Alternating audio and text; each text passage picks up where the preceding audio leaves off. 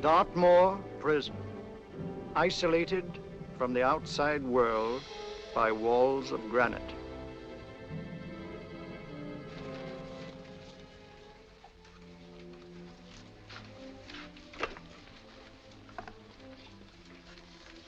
They say you could get out of here by merely telling what you know. You may or may not be another Scotland Yard bloke. But I'll give you the same answer I gave the others. I still have 2 years, 8 months, and 6 days left in which to make musical boxes. That'll be sold at auction for the benefit of this delightful sanctuary. And I intend to serve them.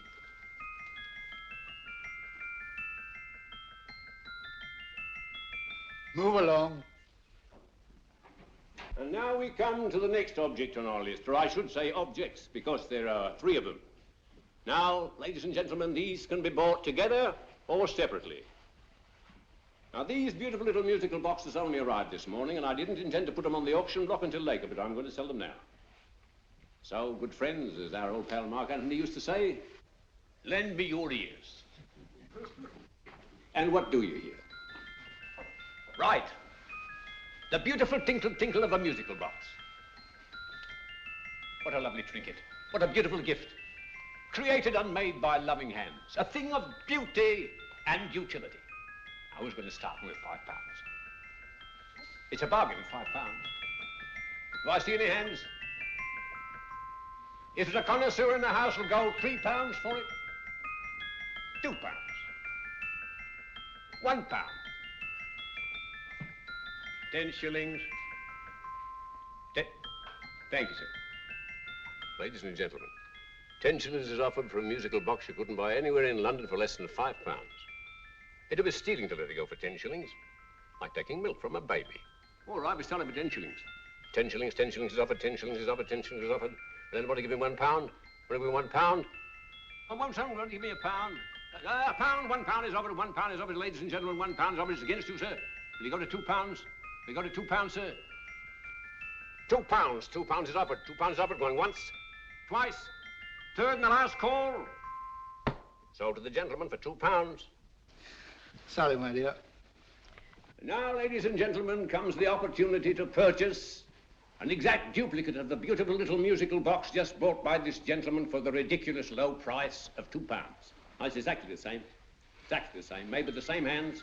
You hear that? Isn't that lovely? That tinkle, tinkle, tinkle, tinkle. Sounds like Bow Bells to me, you know, with little angels pulling on the ropes, eh? Who'll give me £2 for it? Who'll start me with £2? Will anybody start me with £2? Oh, come, ladies and gentlemen. You know, from your enthusiasm, we might all be in Scotland instead of London. Please buy it for me, Daddy.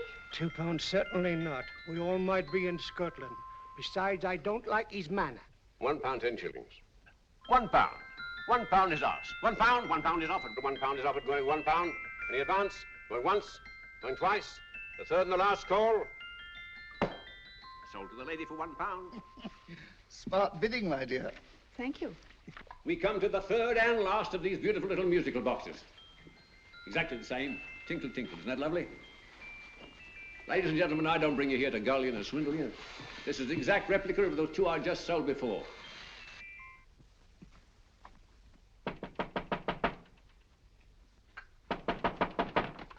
We're closed. But this is extremely important. Come in, sir, come in. I'm sorry to disturb you, but I was unfortunately delayed from arriving in time to bid on certain articles which I was rather anxious to obtain. Oh, perhaps they weren't sold, sir. We are carrying several things over. What might the articles be, sir? 3 identical musical boxes, about so large. Oh, I'm sorry, sir, but they were sold. Pity you weren't here to bid on them. They didn't bring anything like the real value. I'm most anxious to obtain them. I wonder if your records would show who the purchasers were. Oh, we don't usually give out that information, sir. For certain, shall we say, sentimental reasons, I'm most anxious to get in touch with the purchasers. I'd be willing to pay, shall we say, £5. Well, for certain sentimental reasons, sir, we'd be very happy to oblige.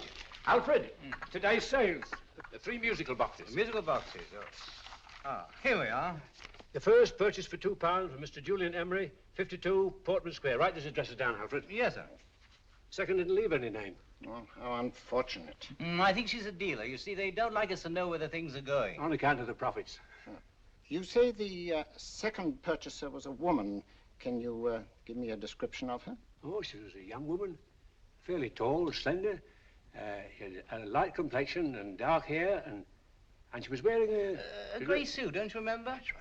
She probably runs a gift shop. She paid £1. You say she comes here fairly frequently? No, I didn't say so.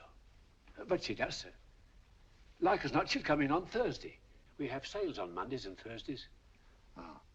And the third box? The third? Oh, Mr. William Kilgore, 143B Hampton Way. For 10 shillings. Quite a drop from £2. Mr. Kilgore was a Scotchman. Oh. Well, thank you. You've been most helpful. Oh, thank you, sir. And any time you're passing, dropping, we always have lovely things for sale. Our card, sir? Thank you. I'll be back Thursday.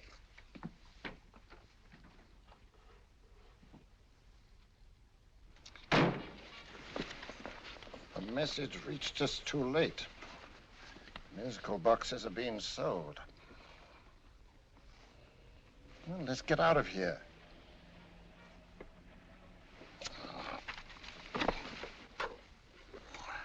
Someday you'll go too far.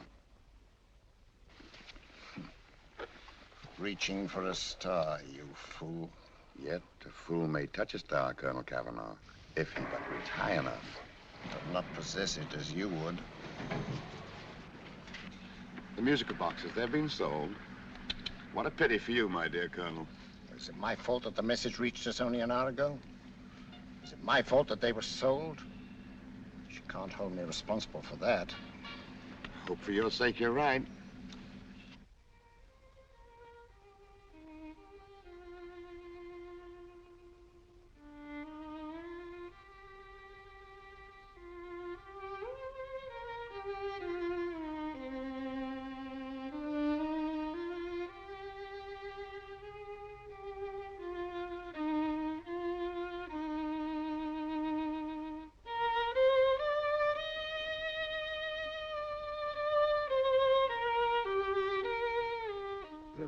Upon you tonight at 7:45, a gentleman who desires to consult you upon a matter of the very deepest moment.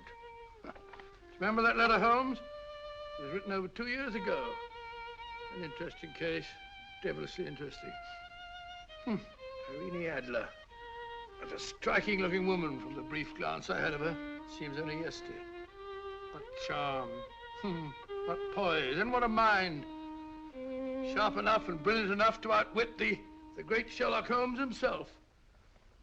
I take it the new issue of the Strand magazine is out, containing another of your slightly lurid tales. It is indeed. And what do you call this one? I call it A Scandal in Bohemia. Not a bad title, eh? If you must record my exploits, I do wish you'd put less emphasis on the melodramatic and more on the intellectual issues involved. More on the What do you mean by that? Well, I do hope you've given the woman a soul. She had one, you know. By the woman, I suppose you mean Irene Adler. Yes. I shall always remember her as the woman.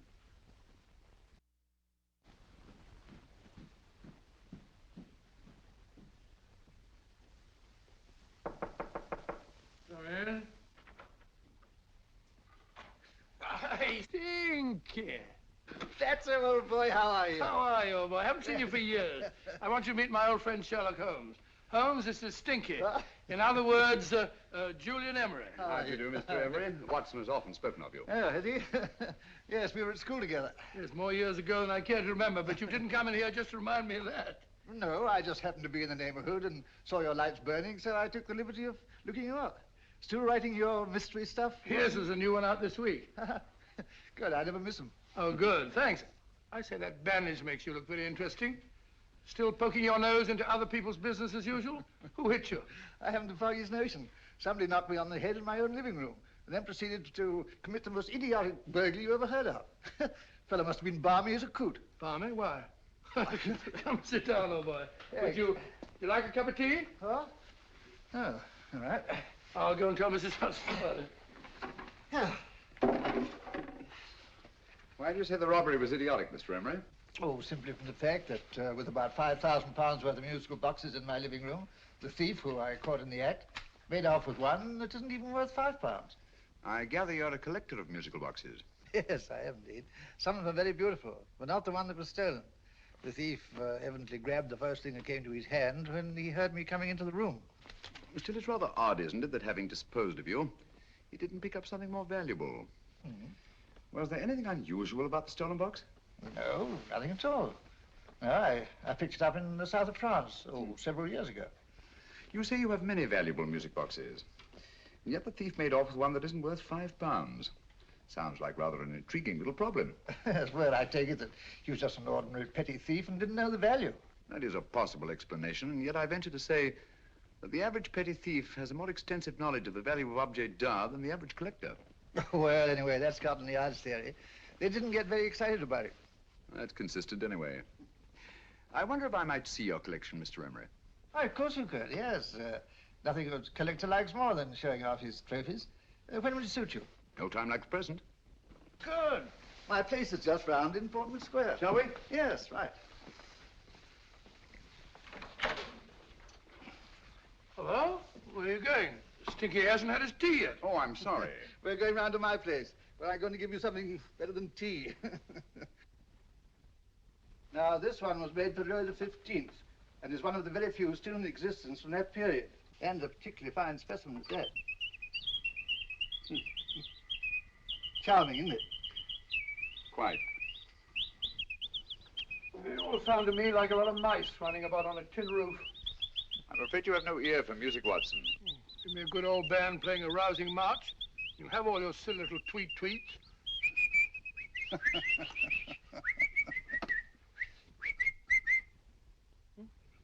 Another one. Is this me?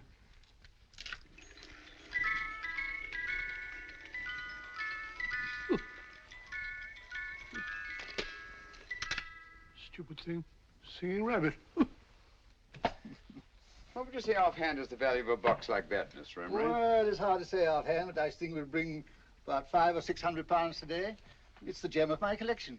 Yet a thief who steals an oddity like a musical box passes up one worth £500 for one of almost no value at all. Odd. Very odd. What was the stolen box like, Mr. Emery? Oh, just a plain wooden box about so big. Mm-hmm. As a matter of fact, I have one over here almost exactly like it. I picked this up yesterday at an auction room in Knightsbridge. Paid only £2 for it. Of course, I wouldn't in the ordinary way add one like this to my collection, but the tune intrigued me. I'd never heard it before.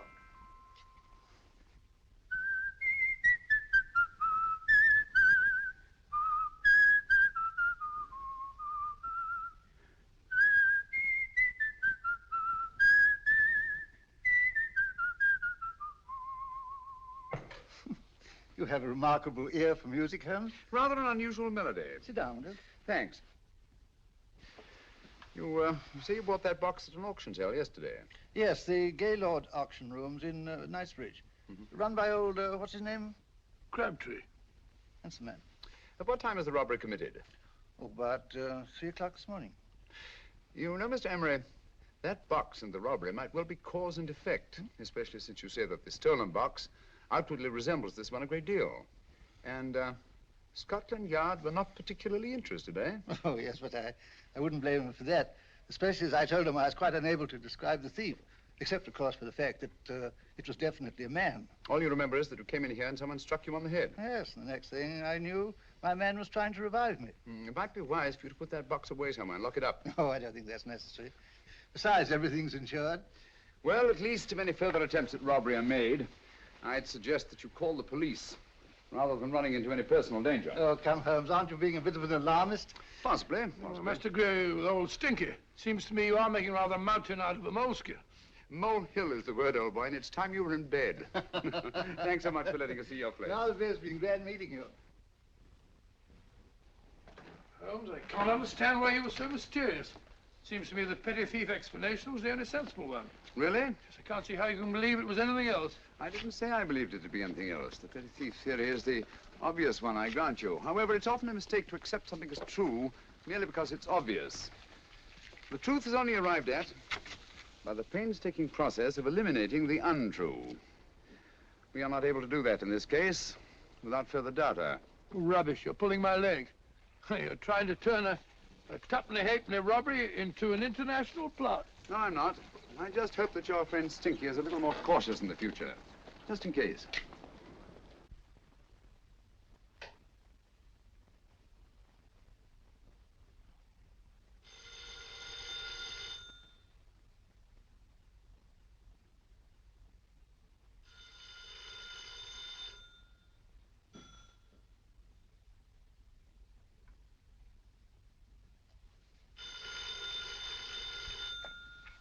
Hello? Yeah? Julian Emery here. Who? Why, of course I remember you, Mrs. Courtney. Yes, you're the one bright spot at that appallingly dull affair of Lady Sanford's. Huh? Of course it isn't too late to come round. Yes, I shall be delighted to give you a drink. I tell you what, come straight up and I'll leave the door unlatched. Right, well, 15 minutes? Good. I shall be counting each moment. No, I mean that, really. Right, goodbye.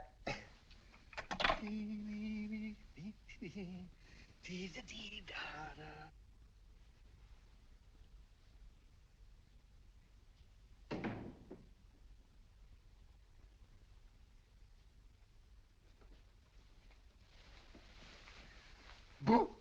Oh, you startled me. Did I? Yes. Must be the pixie in me. I know I shouldn't have called you so late, but I was at a party just around the corner, and I remembered your invitation to see your collection of musical boxes. My dear Mrs. Courtney, pleasure is all the greater for being so unexpected. My friends call me Hilda. Thanks. Mine call me Stinky. Stinky, how quaint. Oh, what a perfectly wonderful collection of musical boxes. You know, when you told me you had a collection, I had no idea it was so attractive. Yes.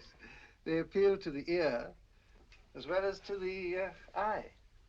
Oh, what a plain little one. Why, it looks just like a country cousin amid all this grandeur. No. You mustn't underestimate the country cousin.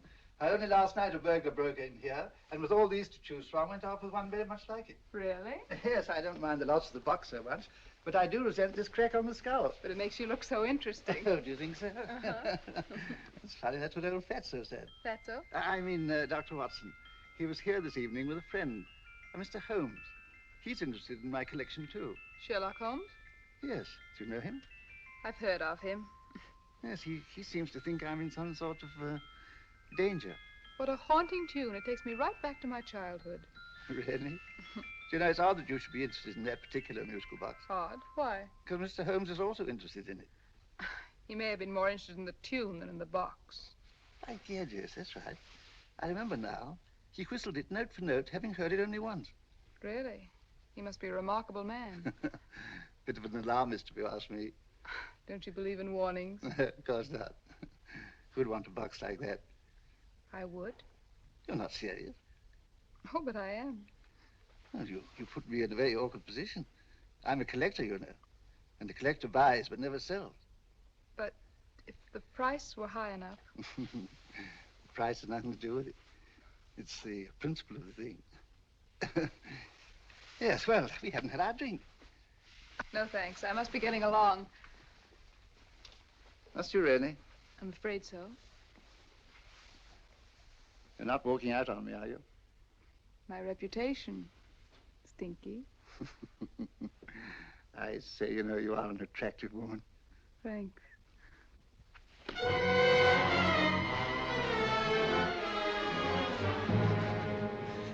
You fool. I told you to wait outside.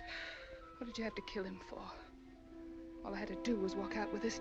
He held you in his arms. Don't touch him. Don't touch anything. Now get out. I'm sorry. You're sorry. What about me? This is murder. What about Scotland Yard? What about Sherlock Holmes? Now get out!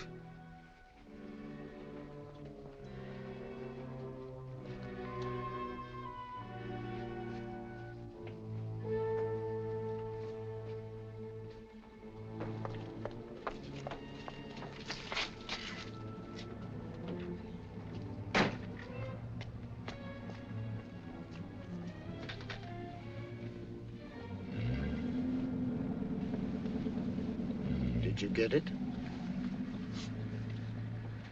Good. Did you have any trouble with him? Just a matter of murder. Ah, Mr. Holmes. Hopkins. Thanks for coming so promptly. Inspector Lestrade suggested that I call through to you. Mr. Emery was the client of Mr. Holmes, Inspector. Indeed. You didn't mention that when I telephoned you, Mr. Holmes. Well, not exactly a client, Inspector. Sergeant Thompson? He was killed between the hours of 11 and 2 o'clock this morning, Mr. Holmes. Must have been someone he knew, someone of whom he had no suspicion. Poor old Stinky. It's all my fault. I should have prevented this. Well, it's no time to start talking about that now, Doctor. Apparently it's gone. That's the second attempt on the musical box that Emery bought at the auction sale. And this time it was successful. But that box was only worth £2. It was worth a man's life, Watson. I think we'd better pay a visit to Gaylord's auction room and that fellow Crabtree. Inspector, may I suggest that you make a complete search of this flat for a small, plain, musical box about that size? Thank you. Come on, Watson. You say the first box went to Mr. Julian Emery. The second to Mr. Kilgore, 143B Hampton Way. And the third to the unidentified young lady who presumably has a shop and lives near Golders Green. That's right, Mr. Holmes. Isn't it rather strange, Mr. Crabtree, that you should have had 3 identical musical boxes all playing the same tune? Where'd they come from? Dartmoor Prison. Dartmoor? Yeah, we get a regular shipment from there every month. The inmates manufacture them. Well, they make all kinds of things, you know, pipe racks, wastepaper baskets, musical boxes. Did you happen to notice if anyone showed any particular interest during the auction in the purchasers of these 3 boxes? Oh, come now, Mr. Crabtree. This is very literally a matter of life and death. Well, since you put it that way, Mr. Holmes, there was a gentleman came in here about an hour after closing time, and he was in an awful state, he was. He gave me £5 to tell him where the boxes had gone to. He said they had a sentimental value for him, sir. Expensive sentiment. Can you describe him? Well, he was tall, distinguished looking, and he had grey hair and a moustache. He was quite a gentleman, sir. What was his reaction when you were unable to supply him with the address of the young lady who owned the shop? I told him the young lady usually come back on Thursday. He said he'd come back on Thursday. Now, that's tomorrow. Thank you, Mr. Crabtree. You've been very helpful. Thank you. Come along, Watson. Where are we going now, Holmes? To the home of Mr. Kilgore, the man who bought the 3rd box.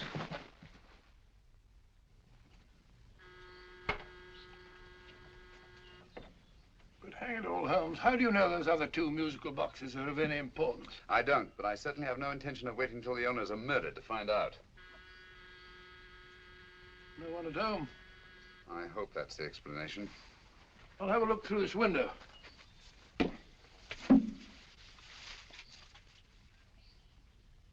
Doesn't seem to be anyone there. The whole place seems deserted as far as I can see. Yes. Mr. and Mrs. Kilgore at home? No. When do you expect them? Oh, in an hour or so. There's no use you're hanging about. They don't buy nothing from peddlers. Peddlers? My good woman, this is Mr. Sherlock Holmes. Sherlock Holmes? Oh, go on. Do you mind if we come in and wait? My business is rather urgent. Well, I've got to go out and do my shopping. And I don't know if Mrs. Kilgore'd like any strangers nosing about. Quite all right, I assure you. Well, I've got to be off. You two wait in the parlor. And no smoking either. Mrs. Kilgore says it smells up the house. Funny old girl, Holmes.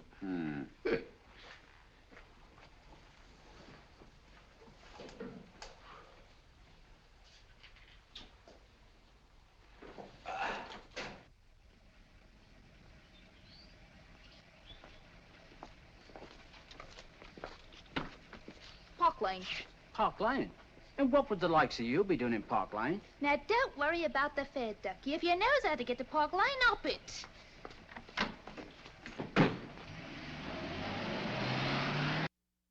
You know, Holmes, I've been thinking. There must have been something hidden in that box of old Stinky's. Stolen jewelry, possibly. What's up, Holmes? Listen. What's just the steam in the water pipes?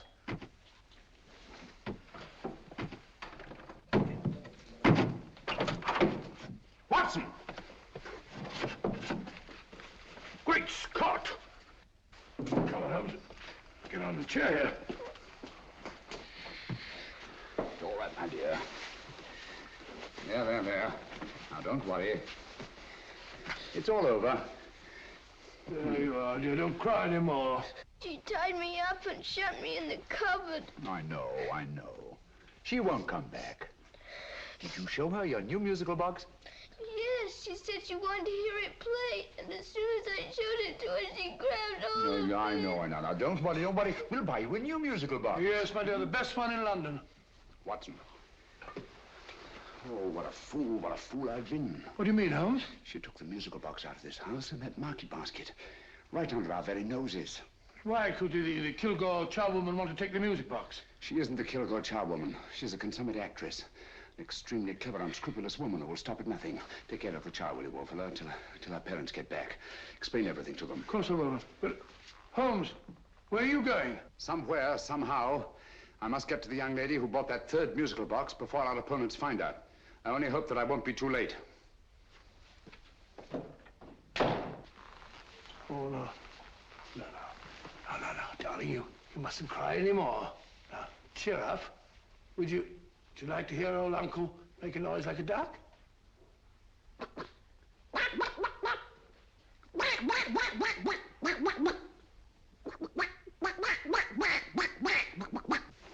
Oh, sorry.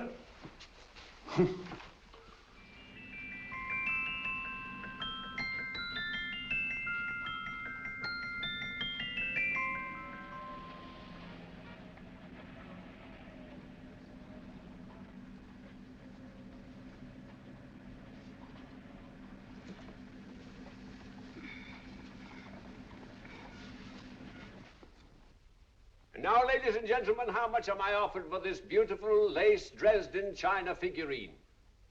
A lady of the French court. Now, this is the genuine article. What a beautiful ornament for your mantelpiece. Or you could use it as a centerpiece on the dining room table. Now, will somebody start me for £10? Will somebody start me for £10? £8? £7? All right, £5 is offered, £5 is offered, £5 is offered, £5.10, £5.15, £5.15. £6 is offered, £6, going once, going twice, the third and the last call. Have you all done? Sold to the lady from Twickenham for £6. Next, we have a real museum piece, ladies and gentlemen. A fine 19th century doll. The costume an exact replica of the holiday clothes worn by the Hungarian peasant women. Now, ladies and gentlemen, an article like this would cost you from £15 to £20 in a West End shop. I'm not going to ask for anything like that.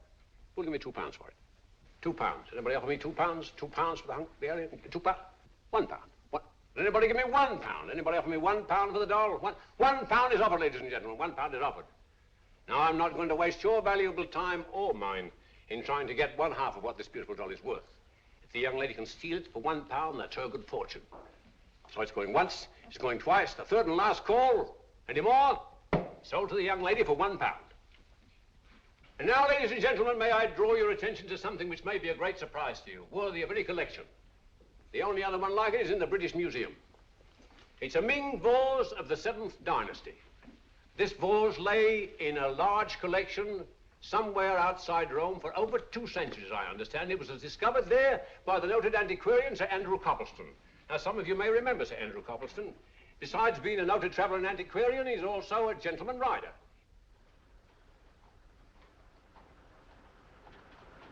The girl with the parcel in her hands, that's her. Are you sure that's the girl? Well, she fits perfectly the auctioneer's description. Follow her, Hamid.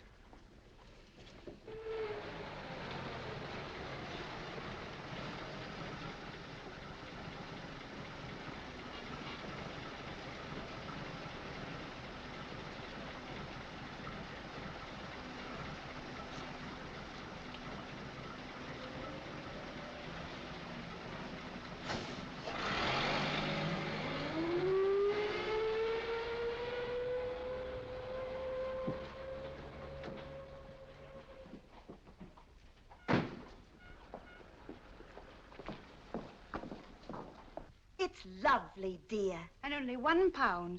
We can get at least 3 for it. Easily. I'll go make some tea. I could do with a cup. Right.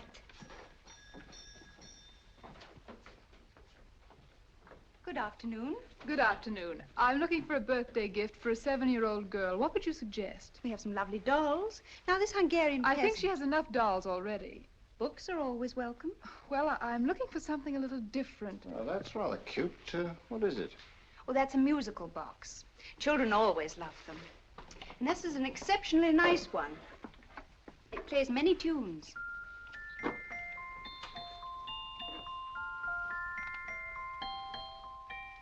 Have you any others? Yes. If you'll just step this way. I have only 2 left.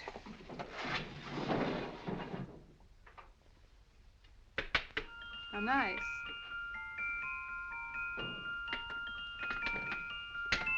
Are you sure this is all you have? I'm sorry. They're rather hard to find, you know. That's our entire allotment. I did have one other, but I sold it earlier this afternoon. But it was only a plain wooden one. It wouldn't have been a very nice gift for a child. Really? Do you happen to know who the purchaser was? Why, yes.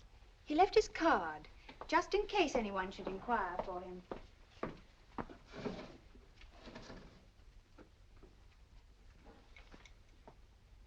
How interesting. I'm sorry, but I'm afraid I'll have to look a bit further. Thank you anyway. Good afternoon. Thank you.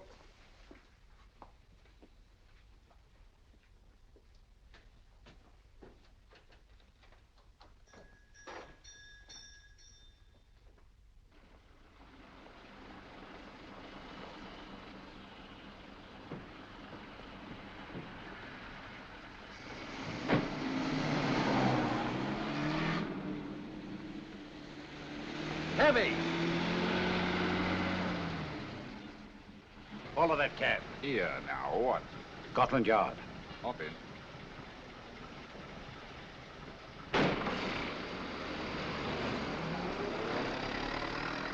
Sherlock Holmes. I might have known. We thought we were the hunters, instead of which we're the hunted. We've been fools. We played right into his hands. Of course.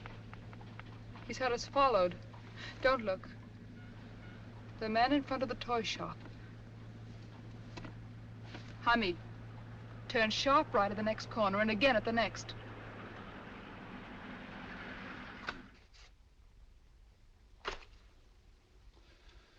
No photograph of her, Commissioner.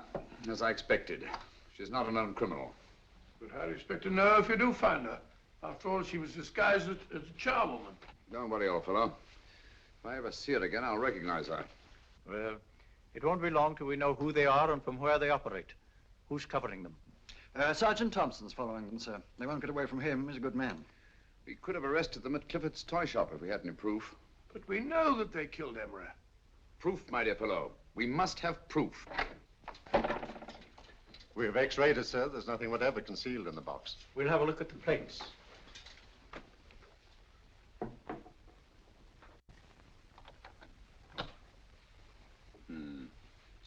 There must be some clue. And it's probably so obvious that we've all overlooked it. Seems to me we're up against a bunch of lunatics. Not lunatics, my dear fellow. Extremely astute, cold-blooded murderers. What can these little musical boxes have in them that's so important? Don't forget, they were made in Dartmoor prison. You can smuggle stuff into prison, but not out. Do you want us to break the box apart, sir, to see if there's anything the x-ray hasn't caught? No, not yet. Do you mind if I take it? Certainly. Thanks.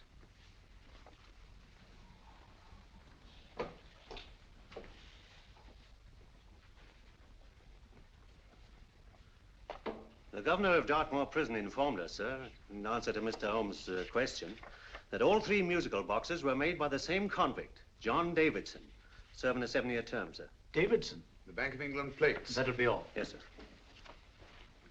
Now we're getting somewhere. Wait a minute. How did you know about the plates, Mr. Holmes? I'm a student of crime, Inspector. I make it my business to know about such things. And when the name of Davidson was mentioned... Well, who is this fellow Davidson? As long as Mr. Holmes seems to know all about it already, I suppose there's no harm in telling you.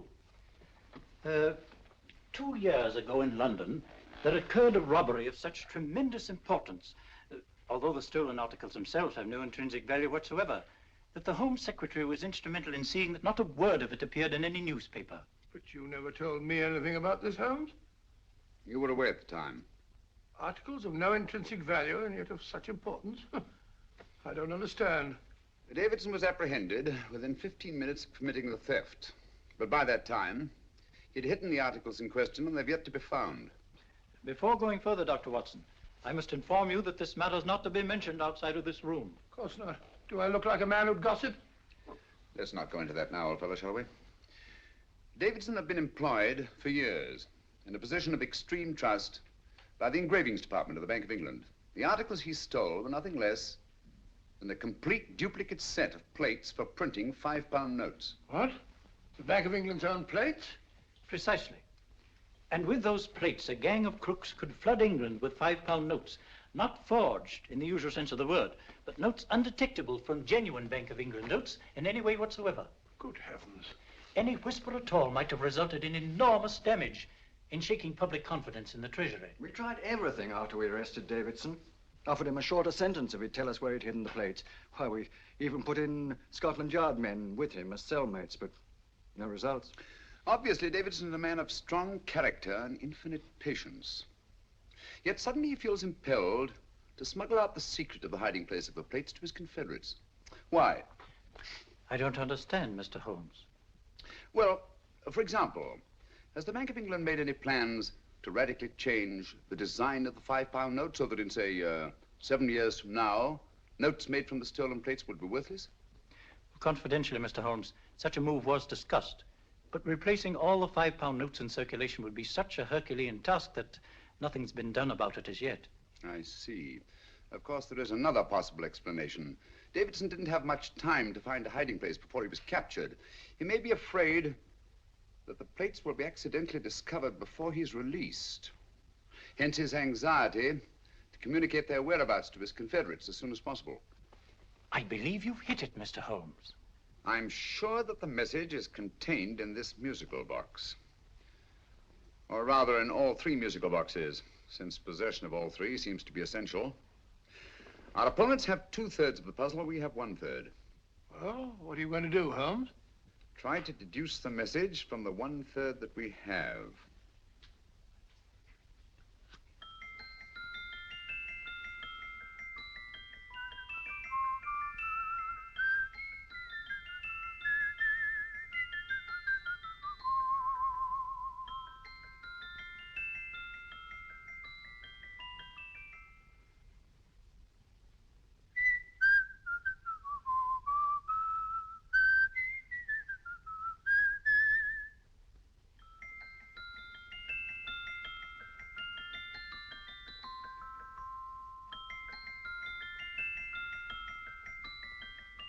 It's the same tune as the one played by Emery's musical box. And yet it's different. Sounds the same to me. The tune. Somehow the tune is the key to the mystery. It must be the tune. Otherwise, why use 3 musical boxes to convey the message? Why not collar boxes or shoe boxes? Yes? Oh. It's for you, Inspector. Oh, thank you, sir. Inspector Hopkins speaking. What? Where? Golders Green Station reports they've just found Sergeant Thompson's body. From the tire marks on his clothes, he was apparently run over by a taxi. What an unfortunate accident. Not an accident, my dear fellow. I'm afraid it's murder. Oh, you never know just who you're going to meet when you're walking down a busy London street. Mrs. Hawkins, Mrs. Brown, any subject of the crowd. Oh, you never know just who you're going to meet. So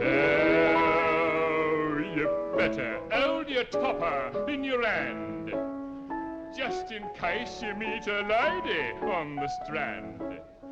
Girls will think you're kind of sweet, and your day will be complete. Oh, you never know just who you're going to meet. Now a gentleman is judged by his appearance. Yes, a gentleman is judged by how he talks. Now he's much better off when he's acting like a toff, especially if he's taking him a walk. What on earth is this outlandish place? A rendezvous for actors. Actors? Buskers, old boy. You've seen them 1,000 times. Actors who entertain the queues, waiting outside theaters. Who you're going to meet when you're walking down a busy London street. So you better wear your best velvet ties to look your best, 'cause you never know just who you're going to meet. So you better keep your manners right in view, just in case a lie gives a how'd you do. Keep your trousers in a pleat, shine your shoes and keep them neat, 'cause you never know just who you're going to meet. Blimey. Mr. Holmes. How are you, Joe? Never met him. And yourself? Fine, thank you. I want you to meet a friend of mine, Dr. Watson, Joe's sister. Oh, well, any friend of Mr. Holmes is a friend of mine. Hi, Joe. He did me a good turn once that I'll never forget. Yes, I cleared Joe of a most unpleasant charge. Murder, no less. Oh, really? By proving to the satisfaction of the police that he was busy at the time blowing open someone's safe. That's right, Governor. Good gracious me.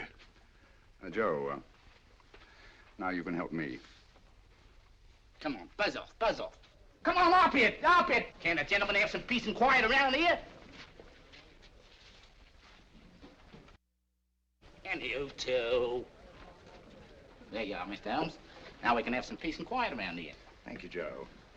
There's £5 in this for you. Well, I wouldn't want to take it on myself, sir, but I can get somebody to do it for you for half of that. You don't know what the job is yet. For £5? Murder, ain't it? What?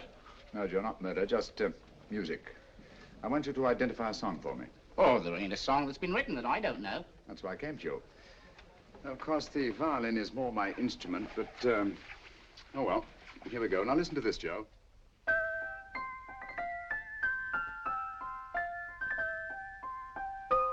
Wait a minute. You're playing that wrong. That should be E natural, not E flat. You know the song? Oh, yes. It's an old Australian song called, The Swag Man. But you're playing it all wrong. That's what I hoped you'd say. Now, listen again, Joe.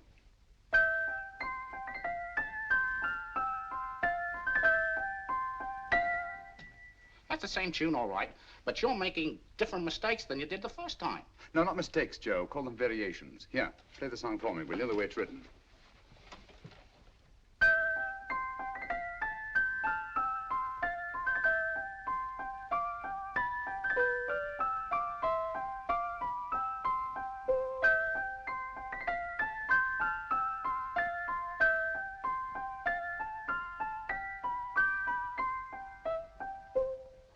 Yeah. Thank you, Joe. What's it mean, Holmes? Are you onto something? Perhaps. I don't know yet. It's probably a code of some sort. Joe, could you write the song down for me, the way it was originally written? Oh, sure, Mr. Holmes. But it'll take a few minutes. Mm-hmm. Here, Mabel. Pale ale. Come on, up to it. Along with it.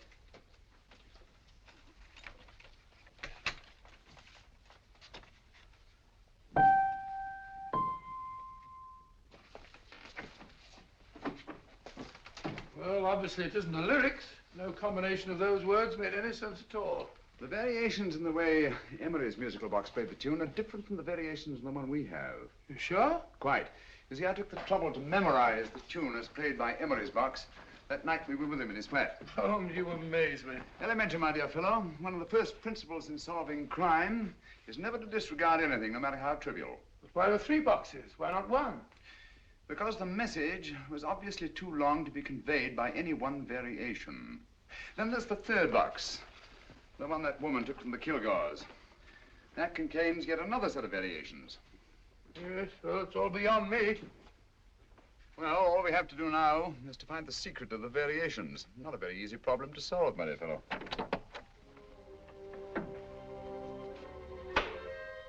Hello. What's up? We've had company.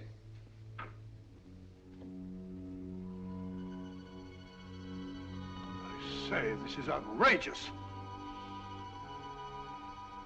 Ask Mrs. Hudson to come in here, will you? Right.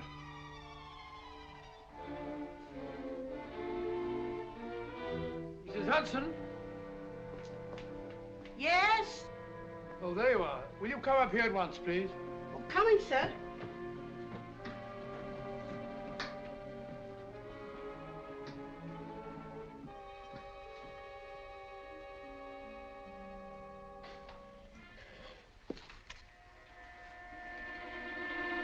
Mercy me, Mr. Holmes. What has happened? Who called while we were out, Mrs. Hudson? Just a young lady. The one who said you wanted her to wait for you. And a nice-looking old gentleman with Our her. friends again, Watson. Friends? What did the young lady look like? Oh, I couldn't see her face. She had a heavy black veil on. But she had such a nice way with her.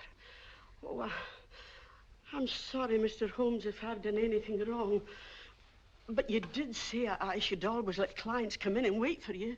Don't worry, Mrs. Hudson, don't worry. You had no way of knowing. It's quite all right, quite all right. Now, don't worry, Mrs. Hudson. Don't worry. Well, where on earth's the musical box? They didn't get it. Didn't get it? Where is it? It's in your hand. Huh? In that biscuit jar. Take the biscuits off the top.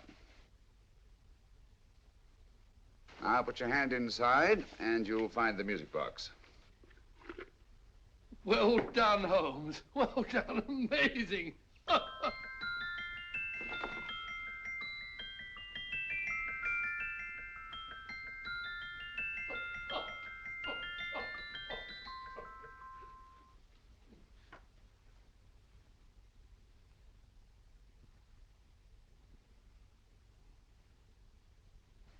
Whew. Nice fresh smell. Like a pub after closing time.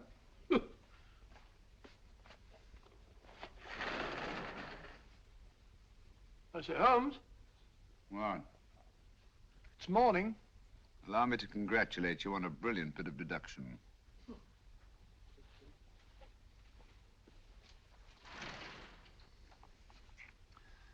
It's not a transposition, not a polygraph transposition, not a trigraph, nor any known form of decoding. How about the Morse code? Have you tried that? Yes, at about 3 o'clock this morning. I'm sorry, old man. I was only trying to help.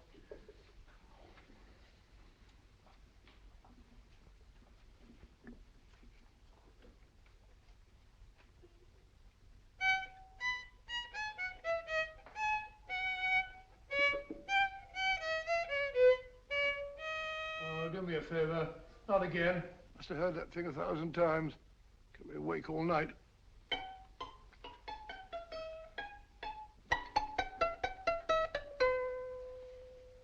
Not a very distinguished composition, I grant you. You know perfectly well I don't know one tune from the other. When I was a kid, my people tried to have me taught the piano. I've always felt sorry for that old teacher of mine. The poor old girl finally reached the point of numbering the keys for me. 1, 2, 3, 4. Even then, I never progressed beyond... Numbering the keys, Watson. The 19th key of the keyboard is the 19th letter of the alphabet. S. Here. Write this down when I give it to you, old fellow, will you? The first altered note. Write S first. Now, the 8th key is H. The 5th key, E. The 12th key, L. The 6th key, F. S-H-E-L-F. Shelf. Your piano lessons were not in vain, old fellow. You've solved it. Thank you. Thanks, old bean. Hold it. We now have 2/3 of the message. Behind books, 3rd shelf, secretary, Dr. S. Presumably, these are the first and second portions of the message. And this gang has the first and third parts of it. Precisely. Then it's a stalemate? Yes, Commissioner, but we can't leave it like that. There's no doubt in my mind that they'll try to secure our 1/3 of the message that's missing. Well, I assume you've taken every precaution to guard the Clifford music. Oh, yes, it's carefully hidden at Baker Street with Dr. Watson on guard. However, I'm reasonably certain that, difficult as it may be, we can find the plates even without the missing part of the message. Behind books, 3rd shelf, secretary, Dr. S. Well, outside of the fact that Davidson hid the Bank of England plate somewhere in London, Mr. Holmes, I don't see that we've progressed at all. Allow me to point out to you, sir, the key words Dr. S. It looks as if the plates were hidden in the house of the doctor. Whether S stands for his first or last initial remains to be determined by a process of elimination. Well, there must be 10,000 doctors in London with S for a first or last initial. Precisely. And every one of them will have to be questioned in person. That's why I say this is a task for Scotland Yard. It's a task, all right. But Scotland Yard has searched worse haystacks and found the needle. Well, for the time being, I'll leave the matter in your hands, gentlemen. We'll call you if and when we get a lead on our mysterious Dr. S. Thank you. In the meantime, I intend to follow up a little clue concerning a cigarette.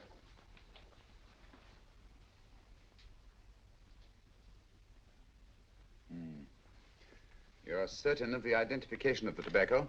Absolutely. I have made up this special blend for only 3 customers. It is almost pure Egyptian, with admixture of latakia for added body, and a pinch of perique. Merely a whisper, as one might say, for elusive fragrance. Yes, yes. And the 3 customers? Major Wilson in Bombay, India. Mrs. Catherine Leamington Smith in Ireland. Yes, and the 3rd? Mrs. Hilda Courtney of Park Mansions, Bryanston Square. Thank you. Thank you very much. You've been most helpful. It is a pleasure to have been of service, Mr. Holmes.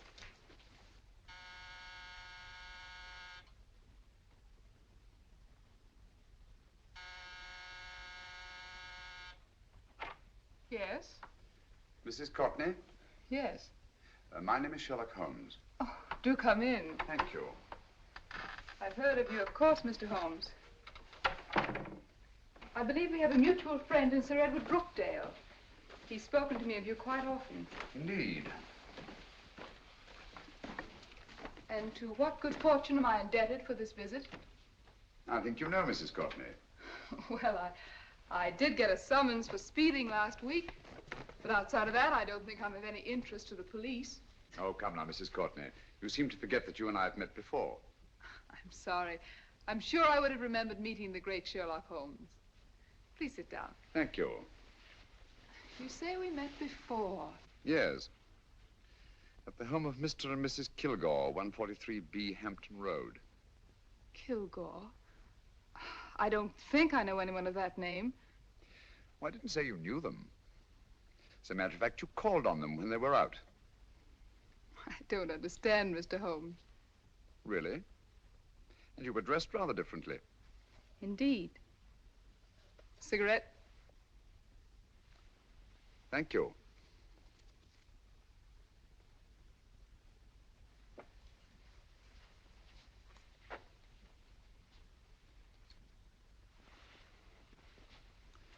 Thank you. You know, Mrs. Courtney, people generally forget, in assuming a disguise, that the shape of the ear is an almost infallible means of recognition and identification to the trained eye. Evidently, you've mistaken me for someone else. Oh, no, not at all. Though naturally, I expected your denial. But when you paid your visit to my rooms at Baker Street, you carelessly left behind another identification. They're, identical, aren't they? Yes, I must admit they are. You see, Mr. Holmes, to catch one as clever as you, I had to use a very special lure. I knew you'd be unable to resist the bait of my cigarette, having read with great interest your monograph on the ashes of 140 different varieties of tobacco. I should advise you not to move, Mr. Holmes. I must congratulate you on your ingenuity, Mrs. Courtney. It was indeed a brilliantly designed trap. Thank you, Mr. Holmes. Praise from a master is indeed gratifying. I shall always cherish the memory of your flattering words. Memory? Precisely. I'm afraid these gentlemen have a most regrettable task to perform. Unless, of course, you care to turn over the missing musical box with your pledge to take no action against us in the future. I'm afraid that will be impossible. I thought that would be your answer. Hamid! Careful! Careful. There's no need to be unnecessarily rough with our distinguished guest. You realize, Mr. Holmes, that your demise will not take place here. The corpus delicti, you know. Oh, naturally. Shall we go? It so fearfully awkward having a dead body lying about. Don't you agree, Mr. Holmes? Another dead body shouldn't weigh too heavily on your conscience, Mrs. Courtney.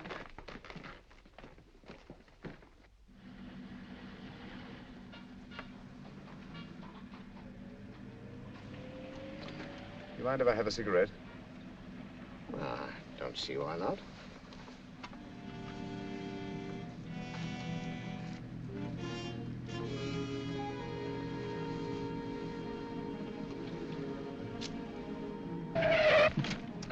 Be careful, Hamid. It's the brakes, they bind. Thank you, Colonel Cavanaugh. It's very considerate of you.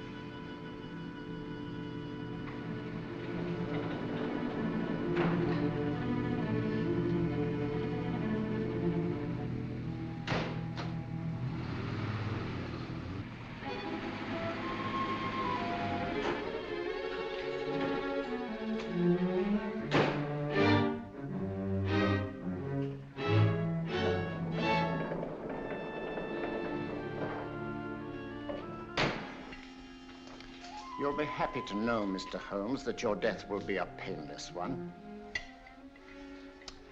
Hamid, attach this to the motor of the taxi. That little attachment, my dear Mr. Holmes, contains the deadly fluid known as monosulfide.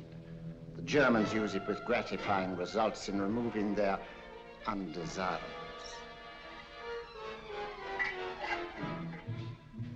Start the motor.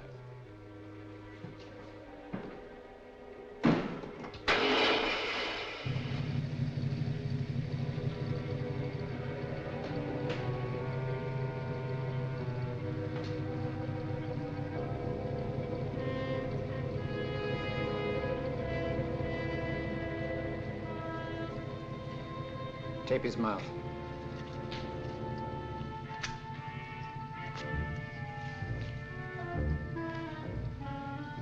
Now, up with him, Hamid.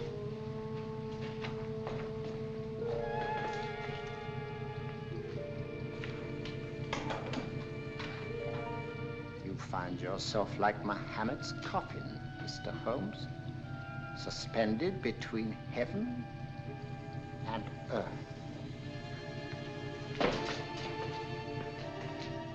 Plenty of fuel in the tank? Good. It would be too bad to have anything go wrong through so simple an oversight.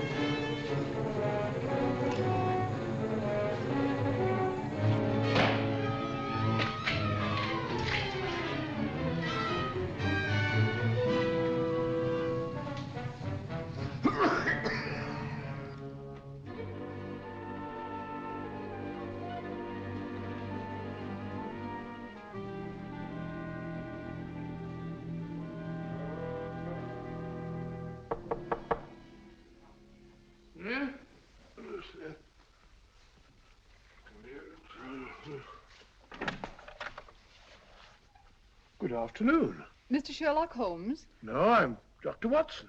Oh, of course, Dr. Watson. How stupid of me. Oh, so this is stupid of me. Won't you come in? Well, I really came to see Mr. Holmes. Oh, I'm afraid he's out. I don't know when he'll be back. Perhaps there's something I can do. Won't you sit down? Thank you. You know, Sherlock Holmes and I have been engaged on a great many cases. Oh, really? Yes, indeed. As a matter of fact, this very moment, we're involved in one of the most baffling... Oh, well, won't you tell me your trouble? I may be able to help you. That's very kind of you, Dr. Watson. Perhaps if I wouldn't be imposing too much. Imposing? Oh, there's no imposition. No imposition at all. A pleasure, I assure you. Now, tell me all about it, Miss Williams. Mrs. Williams. I live in Surrey, Dr. Watson, and I've come up to London in sheer desperation.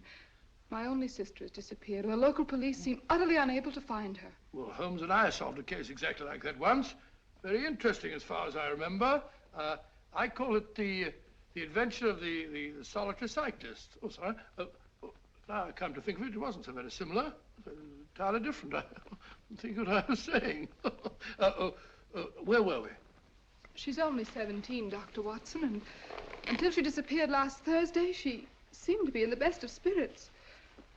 Well, possibly a romantic entanglement? Oh, no, nothing of the sort. She left no note, didn't even pack a bag, no explanation. She just started to walk to the village from our house in broad daylight and simply vanished from the face of the earth. Oh, there. Might I have a glass of water? Please, glass of water. Have one minute.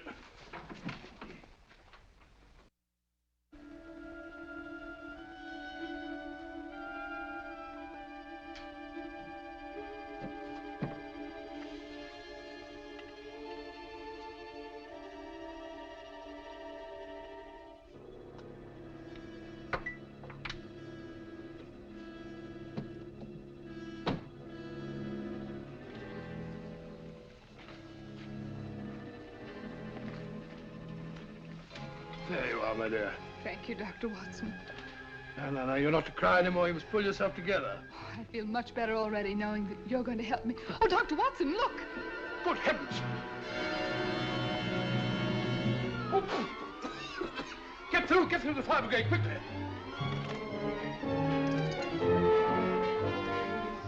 Haven't you a fire extinguisher? By Jove, we have in the kitchen.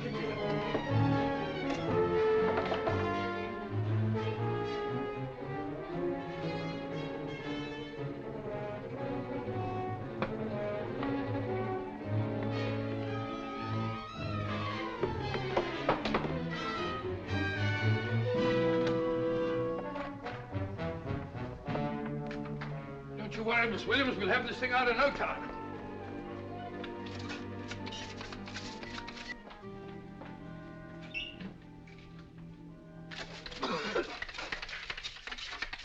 That's got it. Get some air. Well, you see, there was no need for the fire brigade after all. I hope you weren't too frightened, Miss Williams. Oh, gone. That's the trouble with women. They always lose their heads in an emergency. Well...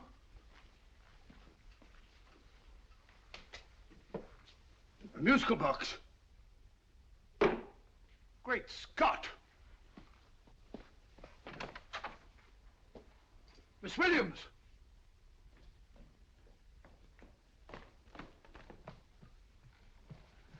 Well? Good. And Holmes? By now, Mr. Holmes has no doubt exchanged his violin for a harp. Always assuming that heaven is his destination. And now that we have the missing musical box.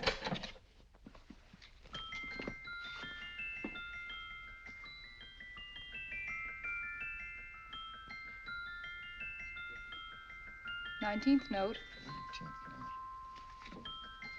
19th letter. Yes. He hasn't been there, you say? Holmes, where on earth have you been? I've been trying to get you at the club, at Scotland Yard, all over London. You were looking for me in the wrong places. Holmes, terrible things happened. I've been duped. That woman, she made a complete fool of me. Well, what do you mean? Well, she came here, let off a smoke bomb. I thought the whole place was on fire, and my first thought was to save the musical box. No need to say any more. She has the box. Yes. Don't blame yourself too much, old fellow. She's an extremely clever antagonist. Smoke bomb, you said? Well, you can console yourself with the thought that your charming friend is at least a reader of yours. What do you mean? If I remember correctly, you wrote about my little experiment with smoke and the cry of fire in a story you entitled A Scandal in Bohemia, which has just appeared in the Strand magazine. All right, old boy. Don't rub it in. Well, it may cheer you up to know that you made a fool of me, too. That cigarette stub was planted here for one express purpose. We're going to bandaging around this place. Bandaging? What's the matter, Holmes? You hurt? Explanations will have to wait until later. At the moment, we're faced with a problem which I fear is insurmountable. Come over here, old boy, will you? Right. Our opponents are in possession of all three parts of the code. And here are we, while the Bank of England plates pass into their possession. Cheer up, old fellow, cheer up. As Dr. Samuel Johnson once said, there's no problem the mind of man can set that the mind of man cannot solve. What's that, old fellow? I was just quoting Dr. Samuel Johnson. He said there is Thank you, Watson. Thank you.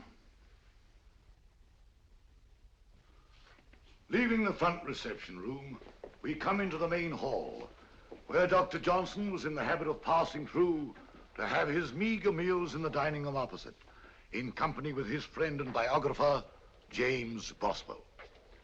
We will now pass up the stairway, which remains in its natural wood finish, just as it was when the good doctor was here. The framed etching on the wall is believed to have been presented to Dr. Johnson by the distinguished painter, Sir Joshua Reynolds. I've been told here that picture was given in by Mrs. Thrale, and it's definitely not a Reynolds. Is that important, my dear? Oh, I'm sorry. This way, ladies and gentlemen, please, this way. Move along, children, move along. The secretary's not on this floor. Patience, Hamid. I have a feeling My that... dear Colonel, with Sherlock Holmes out of the way, what could go wrong?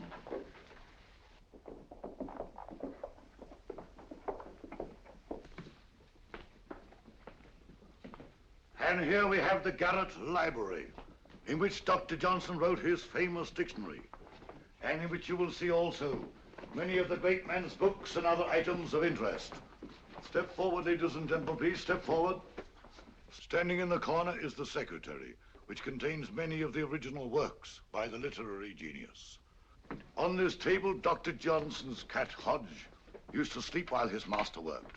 A strange thing about this cat, ladies and gentlemen, was its love of oysters. They do say that the dear doctor often went hungry to find the cat that delicacy. What a pity. Now we will visit the grey room, which is immediately below us, in which you will see the very bed in which Dr. Johnson died. What did he die of? Gout. Just gout. This way, ladies and gentlemen. Mind the steps, please.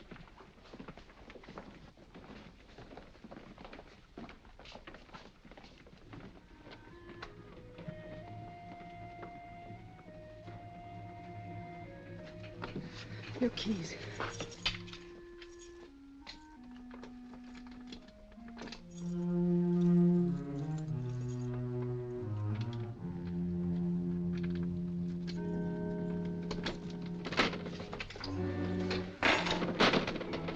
Third shelf up.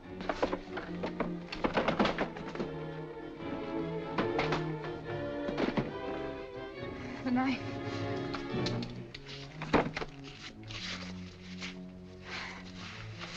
Gentlemen, the Bank of England plates. Well, Mrs. Courtney, so we meet again. No, I shouldn't do that if I were you, Colonel Cavanaugh. I must congratulate you, Mr. Holmes. You're far more clever than I thought. Thank you, Mrs. Courtney. Praise from you is indeed gratifying. I shall always cherish the memory of your flattering words. Memory? Oh, thank you. And now I have a most regrettable task to perform.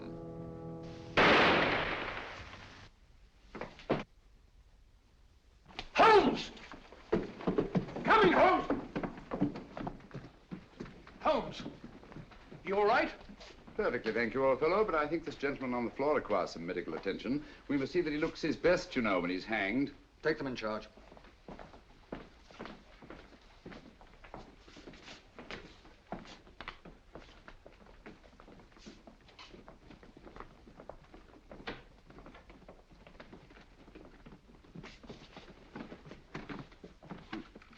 A brilliant antagonist.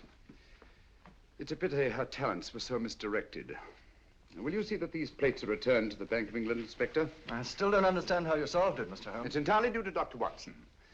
He gave me the clue when he mentioned Dr. Samuel Johnson. Well, congratulations, Doctor. Oh, thank you, Inspector. I don't think I'd have done it entirely without Mr. Holmes's help, you know.